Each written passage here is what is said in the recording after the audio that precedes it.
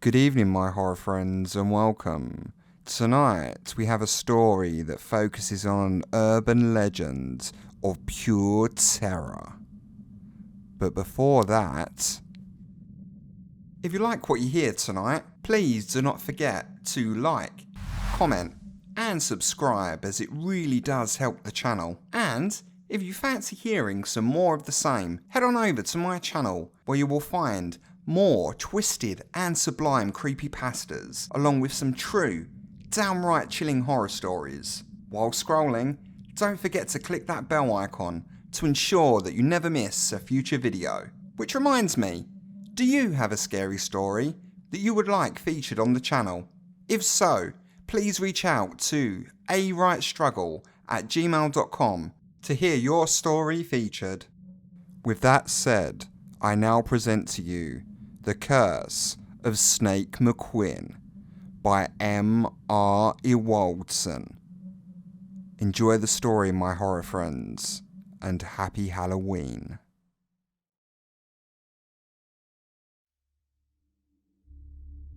Have you ever heard of the curse of Snake McQuinn? I switched the beam from my flashlights off. It was Halloween night, and sure enough, there were some kids trespassing in Farmer Huxley's old hay barn. My name is Stephen Swanson. I'm the sheriff of Walnut Brook, and it wasn't the first time the old farmer had called for me to chase off unwanted youngsters. Once upon a time, he would have been happy to go charging down the hill, shotgun in hand, shouting all kinds of terrible threats. In recent years, he'd mellowed out and preferred to maintain a positive reputation with the youth of Walnut Brook. Still, he had his boundaries. Normally, I would have sent one of my lackadaisical deputies to deal with it, but they were busy dealing with other seasonal shenanigans across town. I was ready to give the kids a stern talking to about trespassing, maybe even drive them past the station just to shake them up a little, when I heard one of them mention Snake McQuinn. It's an old piece of lore around these parts, and I never tire of a good ghost story, especially on Halloween night. So, I turned off my light to keep from spooking them and got as close as I could. Peeking through a hole in the boards, I could see 3 boys sitting in a circle around a lantern. I recognized the 2 red-headed boys in overalls as the Sanderson twins, Barry and Jared, and the dark-skinned boy with glasses as Elliot Walker. They were all well-behaved middle schoolers, I knew. Sneaking into Farmer Huxley's hay barn was almost a rite of passage, so it was never shocking to see even the most upright youths lurking about in there. Elliot, the one who had spoken, looked expectantly at the Sanderson twins, who looked at him blankly and shook their heads. It happened back on October 31st, 1881, continued Elliot, lifting the lantern with one hand, just 5 days after the gunfight at the OK Corral. You know about the gunfight at the OK Corral, right? Stammered Barry. Maybe, answered Jared. Elliot looked outraged. You don't know about the legendary gunfight between the Earp brothers and Doc Holliday and the Clanton and the McClory brothers? The climax of the feud between Virgil Earp and the Cochise County Cowboys. Is that a football team? Asked Jared. Elliot sighed. Anyway, he continued, Clancy McQuinn was an Irishman. He was a skilled blacksmith, but no one wanted to pay for his work. He turned to cattle rustling to make a living and ended up running with the cowboys. After the big gunfight, some of the cowboys scattered. They were hunted down, one by one. Some were shot. Elliot held the lantern a little closer to his face. Some were hanged. The Sanderson twins shivered. I felt something brush against the back of my neck and swatted at it. Pesky horseflies should have died off already. Clancy laid low for the next few days. He planned to live off what remained of his rustling money and what little he could scrape together for his blacksmith work. He settled down in a quiet little town where he thought the law would never catch up with him. I stifled a chuckle as Elliot once again used his lantern for dramatic effect. A place called Walnut Brook. The Sanderson twins' eyes widened. Walnut Brook? Asked Barry. You're telling us that a famous outlaw lived here? Finished Jared. In our town? That's right, nodded Elliot. Now hush up and listen. Clancy ran to Walnut Brook. Evidently, he was sweet on the sheriff's daughter. He was sure the Earp brothers would never find him, and he was right. Someone else found him instead. I was listening intently now. I was familiar with the legend of Clancy McQuinn. However, the history behind the legend was new to me. That may seem odd, given that I'm the sheriff of Walnut Brook and was born and raised here, but it's true. As such, Elliot's story had my undivided attention. I was so absorbed, I did not even notice the cold breeze blowing against my neck. Who found him? Demanded Barry. Elliot grinned, pleased that the Sanderson twins were getting invested. He may have hidden from the Earps, but he couldn't hide from the Qualoncadi. Who? Asked Barry. You mean like in the video game? Asked Jared. No, not a video game, hissed Elliot, pinching the bridge of his nose. Qualoncadi, the lawman. He was famous for his gun, Catacomb. They say it had a tally mark on for each of the 64 men he'd killed. When Qualon heard that one of the Cochise County Cowboys was hiding out in Walnut Brook, he vowed to make it 65. Qualon rode into town and demanded that McQuinn show himself, but McQuinn ignored him. He'd locked himself in the sheriff's office with his sweetheart, and he refused to come out until Qualon left. The lawman was willing to offer himself as a hostage if McQuinn would let the girl go. But that wasn't going to happen. You see, the town was already worked into a lynching mob, and against the lawman's warnings, they stormed the sheriff's office. They chopped the door down with an axe and went in, guns blazing.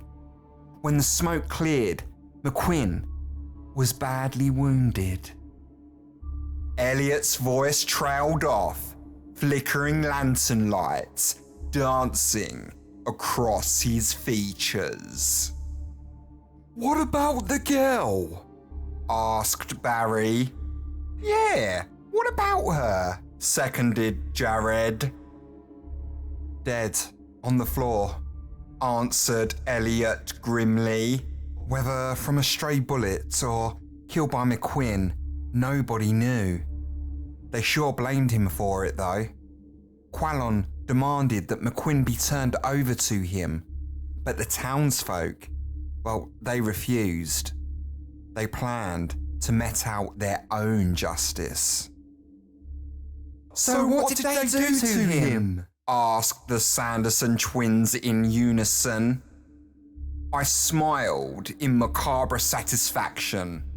From here, I knew how the story went. "Are you sure that you want to know?"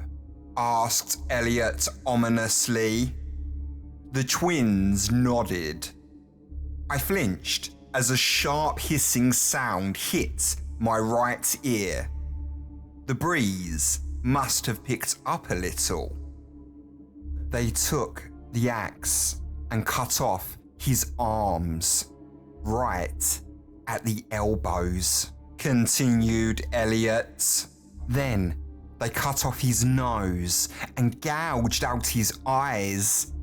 Then they dragged him outside town to a rattlesnake den. They poured burning oil over McQuinn's body and threw him into the hole. He howled and kicked, and one after another, the snakes sank their deadly fangs into him. The crowd jeered and called him Snake McQuinn. All the while, he screamed until either fire, venom, or blood loss took his breath away. Elliot held up the lantern once more. Snake McQuinn died on October 31st, 1881, at the stroke of midnight. The snakes all died too, burned up in the fire. Nothing was still alive in the den, so they made it his tomb. The twins were silent. Barry's mouth was hanging open in horror. Jared was staring intently at the barn floor. I could feel hairs standing up on the back of my neck. He didn't stay dead though, whispered Elliot. Every 13 years since, he gets back up on Halloween night at the stroke of midnight and goes after those he blames for what happened to him. Sometimes it's the descendants of the townsfolk. Sometimes it's the sheriff of Walnut Brook. The stories don't all agree, but they do agree on one thing though. His presence is heralded by cold winds right out of the dead of winter. Then a hissing on the wind, the voices of the snakes that bit him to death. Finally, the apparition, an armless cowboy, pale as death, with a bandana drawn up over his face. If you see him on his wicked vigil, he'll look back at you with two reptilian eyes glowing with a venomous hate. If you're lucky, he'll let you live. If you aren't, he'll strike. The twins and I jumped as Elliot slapped his open hand against the wall of the barn. The twins quickly fixed him with angry glares, but he was too busy laughing to care. "That wasn't funny, Elliot," snarled Jared. No, agreed Elliot, wiping his eyes. It was hilarious. I made my move. "Hilarious indeed," I announced, pushing open the barn door and switching on my flashlight. "But not nearly as hilarious as a bunch of kids thinking Farmer Huxley wouldn't notice trespassers in his barn. Look, what are you kids doing out? It's almost midnight." "Sheriff Swanson." "Oh gee," said Barry, jumping to his feet. "Double G," added Jared. "Sheriff Swanson," said Elliot, shielding his eyes from my beam. "Good to see you. We were doing a little harmless storytelling." "I see that," I said, faking a gruff attitude. "How about you do a little harmless getting your butts home before we take a trip down to the station?" "You don't have to tell me twice," chuckled Elliot, standing to his feet and brushing the hay off his face. "These fools, they're no fun anyway." "Hey!" the twins objected. "March," I commanded, holding the barn door open. One by one, the boys filed out. Barry was the last one to exit, but before I could close the door, he gasped. "What's the matter with you?" I demanded. Barry didn't answer right away. He just raised a trembling hand and pointed. His face was drained of color. It's him, Snake McQuinn," he croaked. I looked to where Barry was pointing and froze. There, in the darkness of the barn, a pair of shimmering green eyes stared back at me, watching me intently. I almost went for my weapon. Then, the eyes blinked, and a telltale meowing sound brought me back to my senses. "It's a cat, Barry," I said in annoyance. "This barn is full of cats. Now, come on, get moving." But, protested Barry. "Right now," I insisted. Soon, the boys were on their way. I had threatened to see them all home via my car.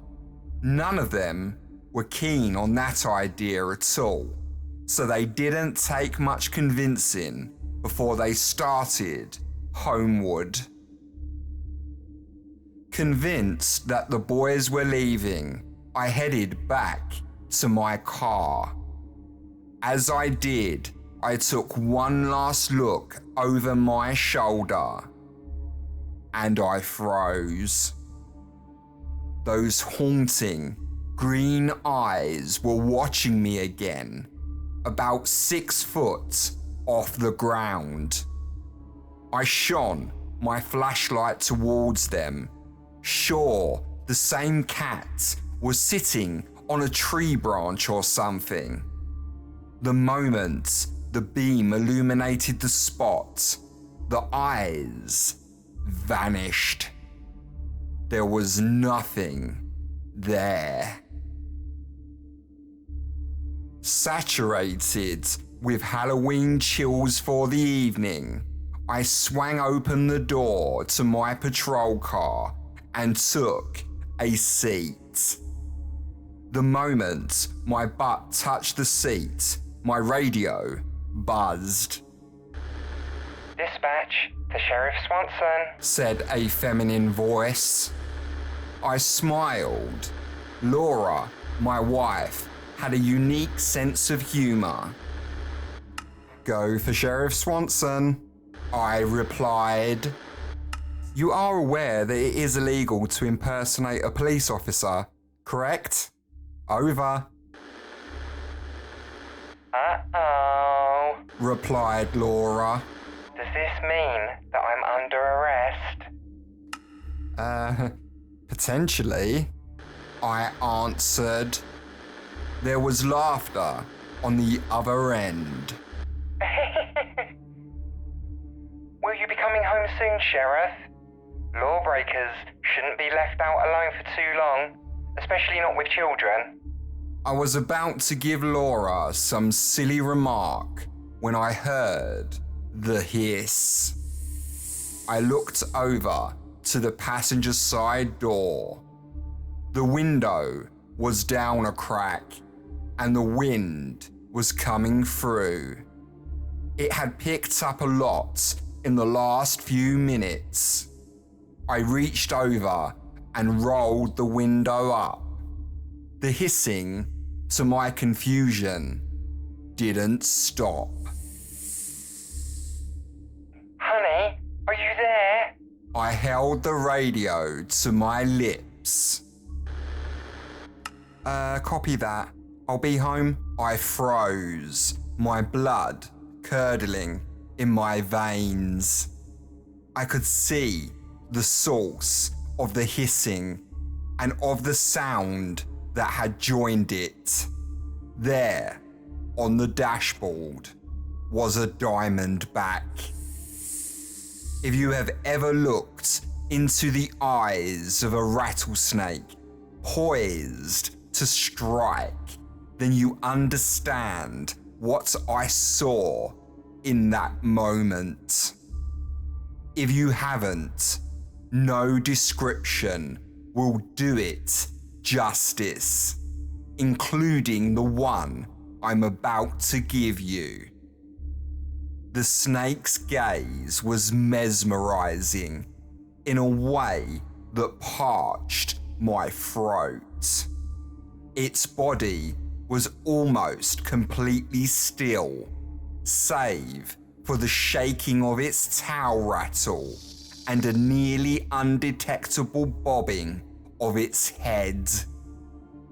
The snake's eyes, two vacant green orbs with midnight black slits for pupils, stared me down like a Western gunslinger about to pull the trigger. Those eyes held no mercy, nor did they ever blink.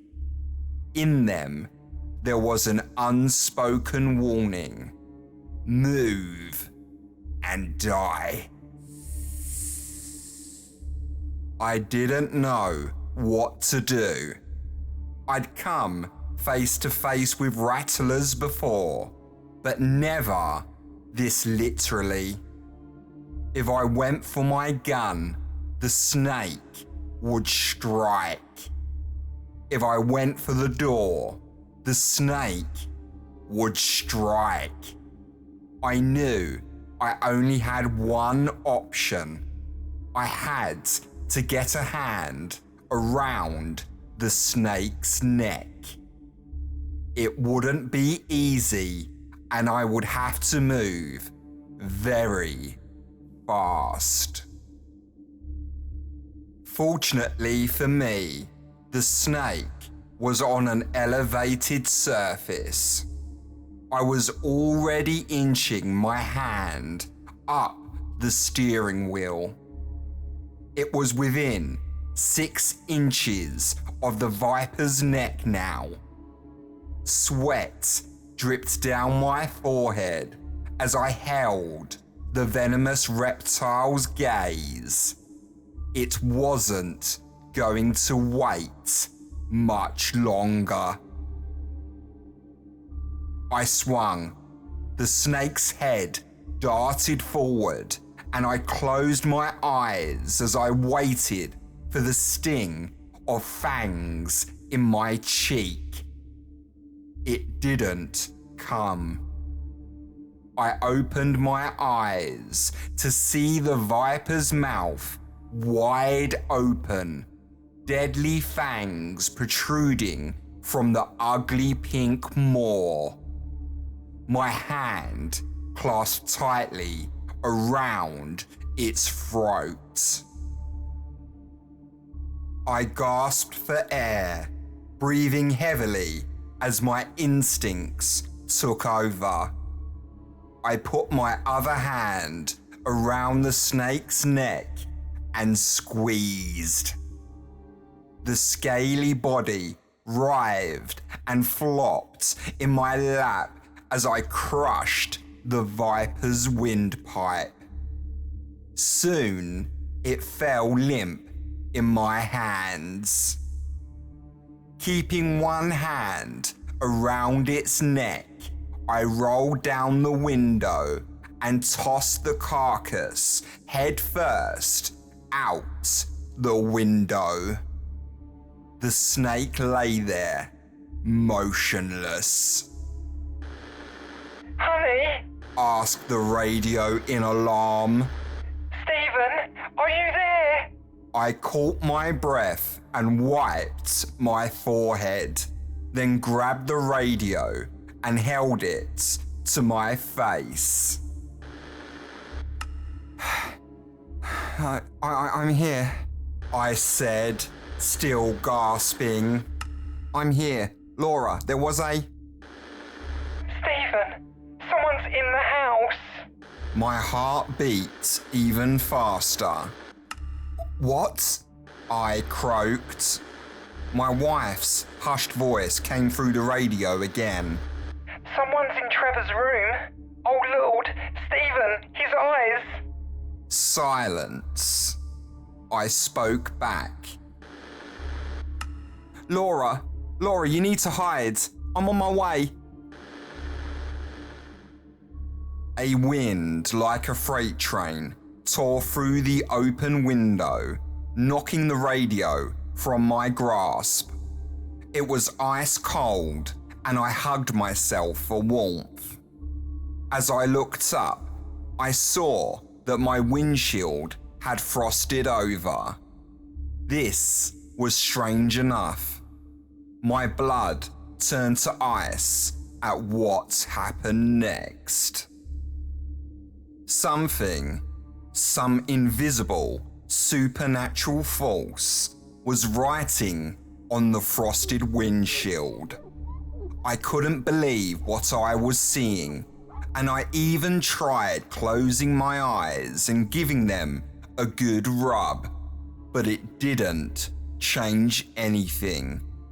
My eyes were telling me the truth, and a message, "Come home, Stephen," was scrawled in the frost on my windshield.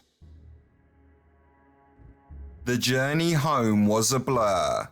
I don't remember details except for the fact that I ignored every stop sign and every red light. I turned on my siren to make sure I had a clear path. I called for backup too. Someone or something otherworldly was in my house with my wife and baby. It was a lot like the eyes of the rattlesnake, I guess. If you haven't been there, then you have no idea. When I pulled into my driveway, there was nothing. The lights in the house were off. Any other night, I might have just assumed that Laura was asleep. Tonight, I was greeted by the chilling sight of my own front door hanging open with one hinge ripped free. I drew my gun and crept inside, checking every angle for an assailant. "Laura!" I called. My only answer was a chilling breeze from the open door behind me. I pushed deeper inside and was greeted by something low and heavy. I listened closely. It was a chorus of sounds, resonating through the floorboards of the house like a hissing choir singing a hymn of impending doom. I caught a flicker of movement up ahead in my son's room. The door was hanging open. I swore the hissing was coming from there.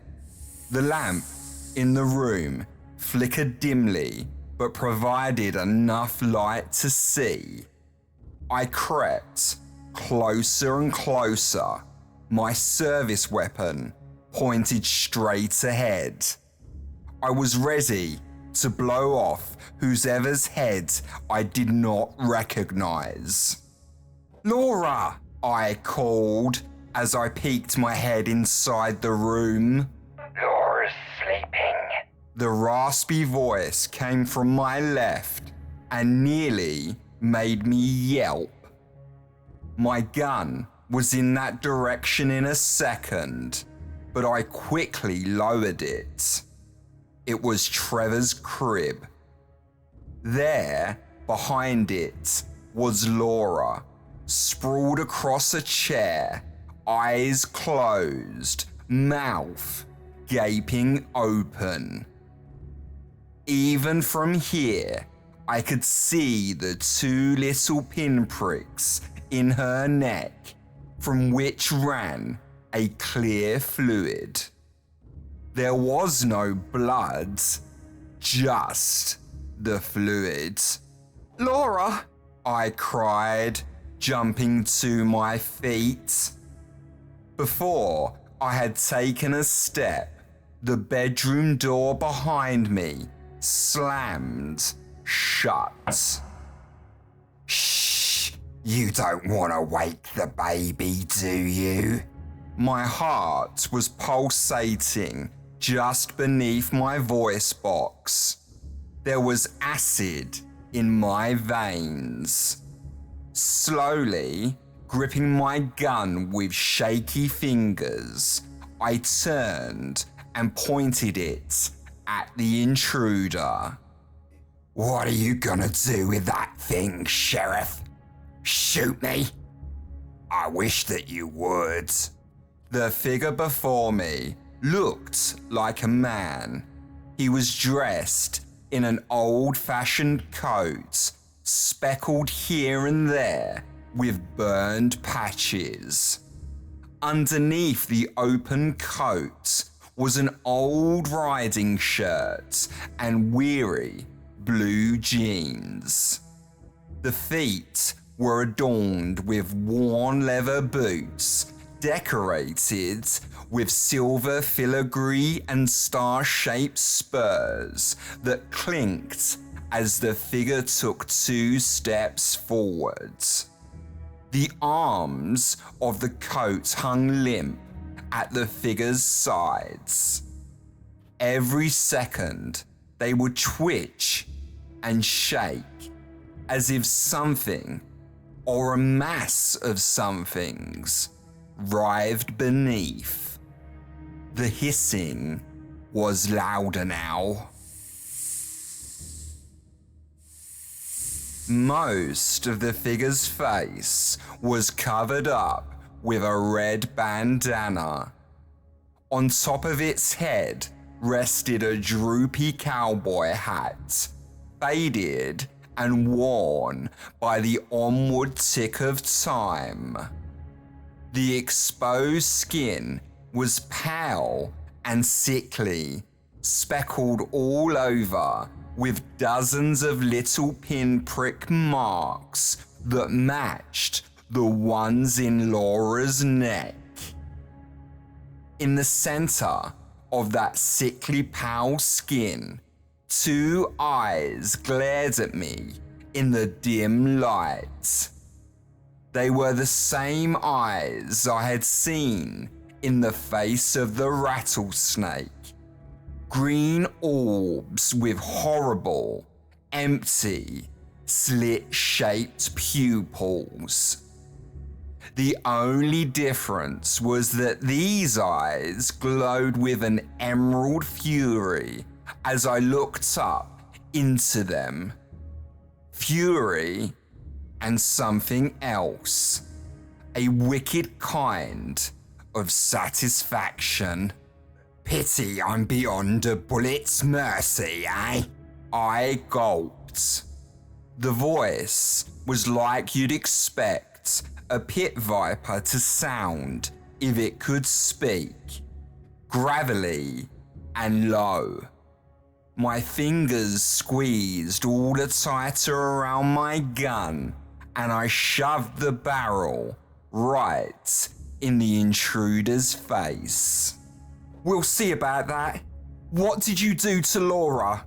The intruder looked at the gun in amusement, then returned his emerald gaze to me. She will live.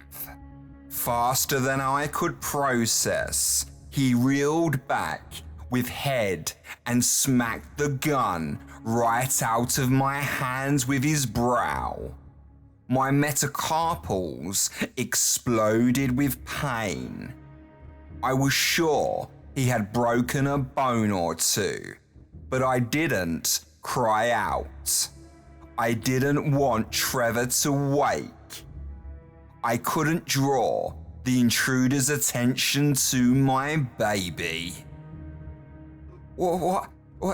Who are you? What do you want? I'm not superstitious, you have to understand. After what I had seen that night, I was willing to believe that anything was possible. Because of that, I already had an idea of the answer to the first question.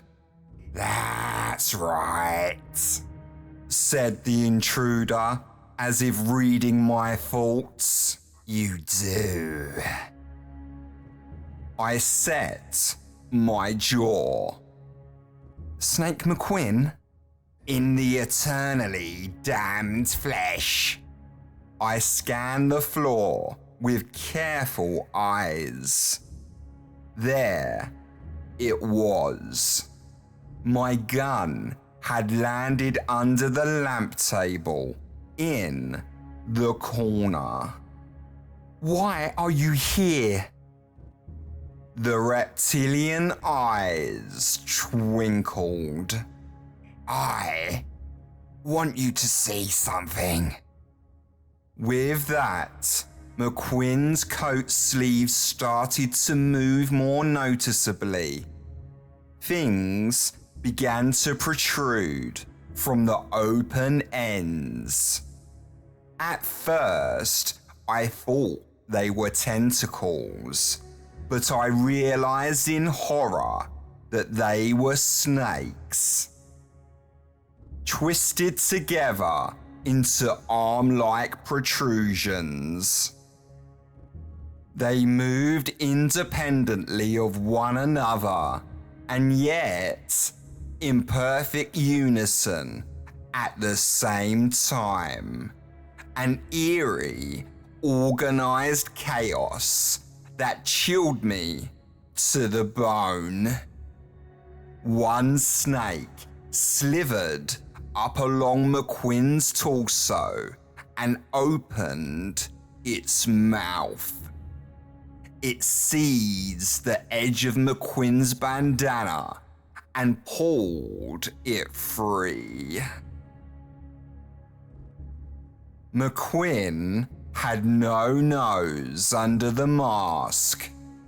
There was only a withered opening where a nose had once been.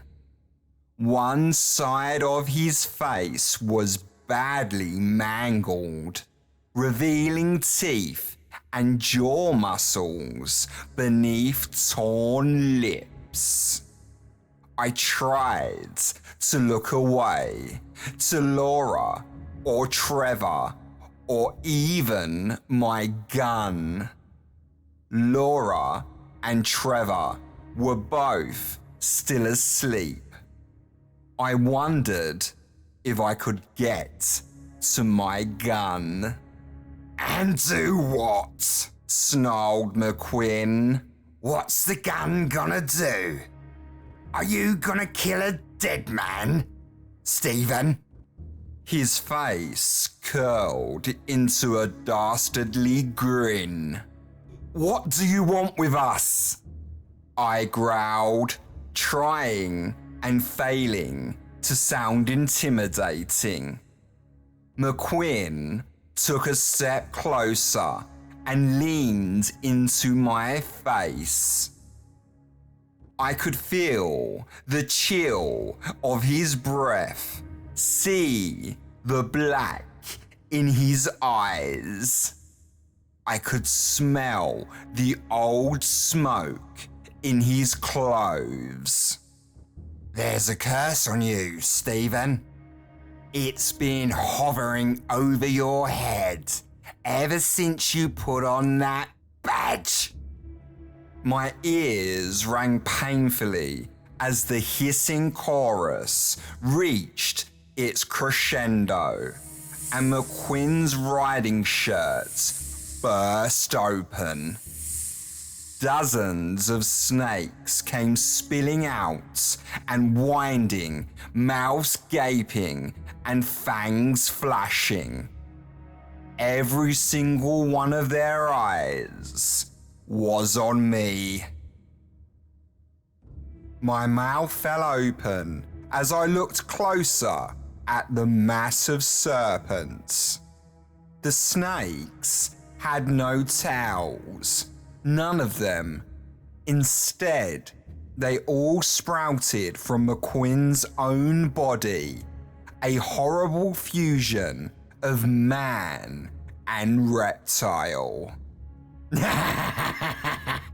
"Take a look at your curse, Sheriff Swanson," laughed McQuinn as I shrank back, keeping myself between the monster and my baby's crib.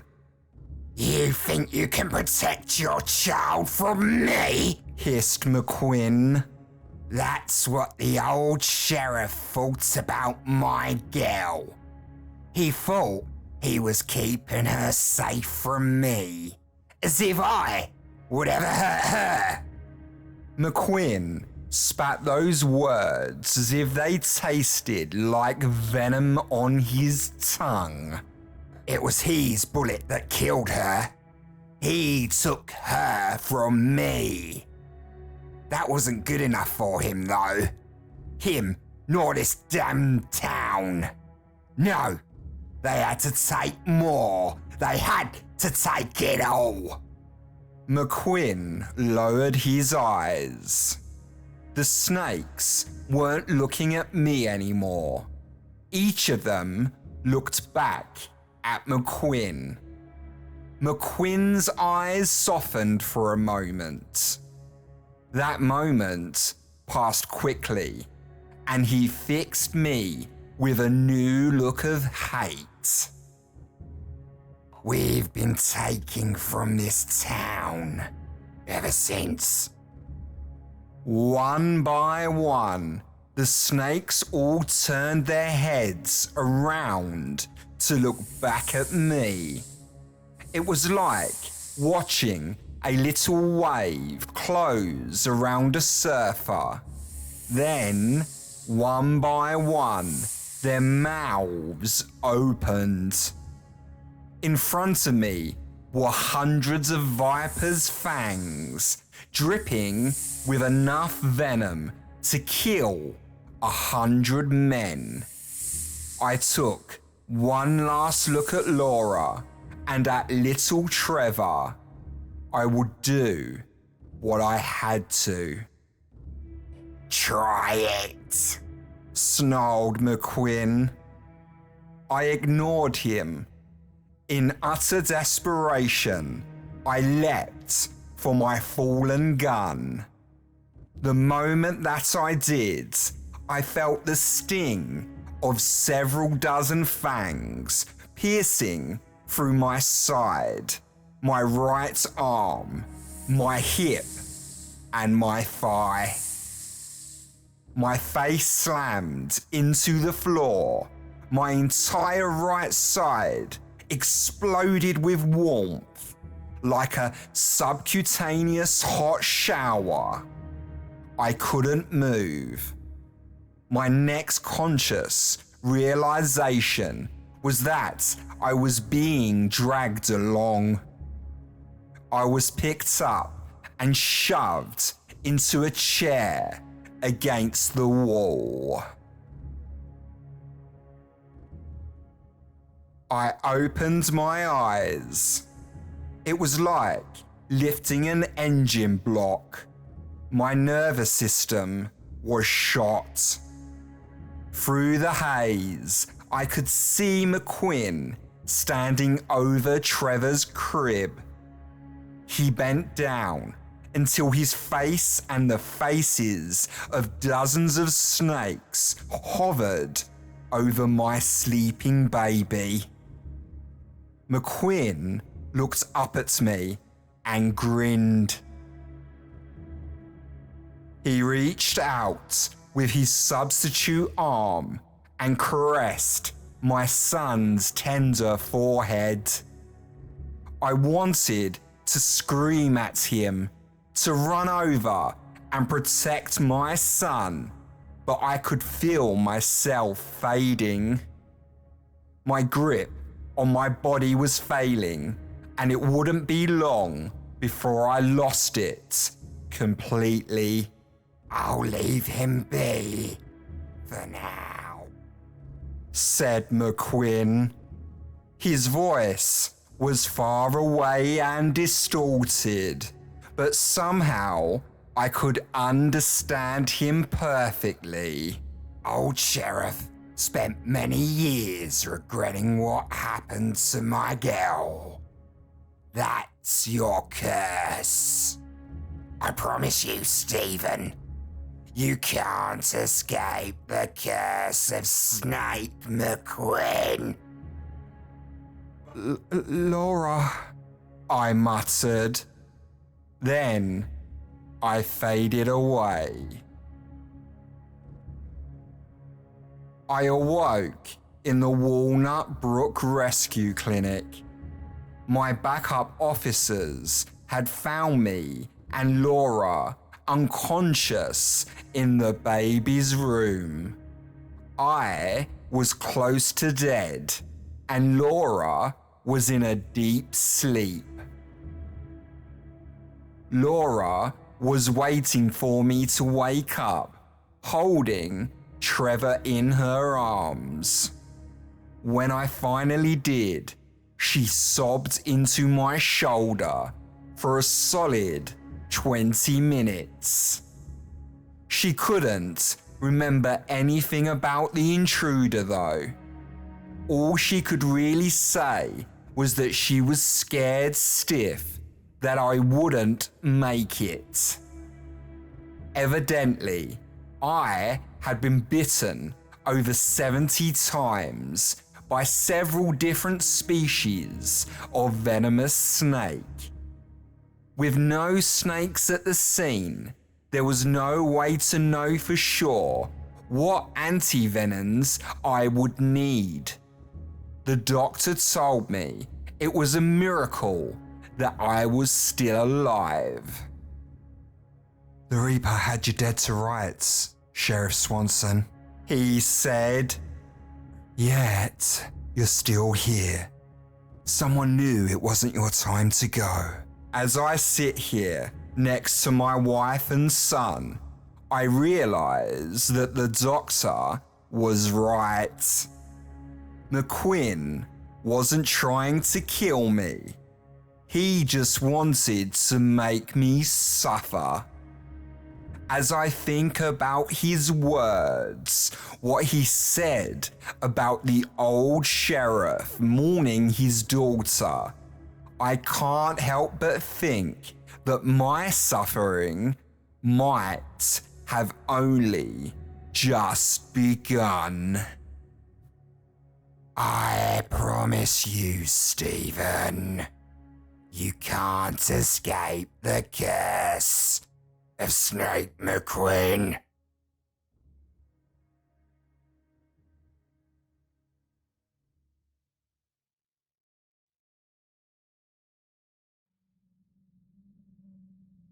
Once again, that was The Curse of Snake McQuinn by M.R Ewoldsen. And what a story that was. I thoroughly enjoyed narrating that, and I would like to extend my thanks to the author for allowing me the opportunity to put my spin on his work. If you enjoyed his story, please do let him know in the comment section down below, as I am sure that he will appreciate it. And if you want to follow the author, I'll make sure to list his social media links down below in the description.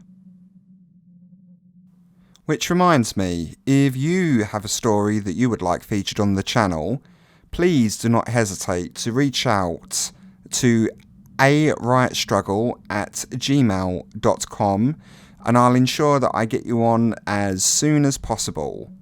And if you like what you heard tonight, please don't forget to like, comment and subscribe, as it really does help the channel to grow. Well, with that all said, I will leave you with one last message. Happy Halloween, my horror friends. I hope you enjoyed the story, and I will see you in the next one.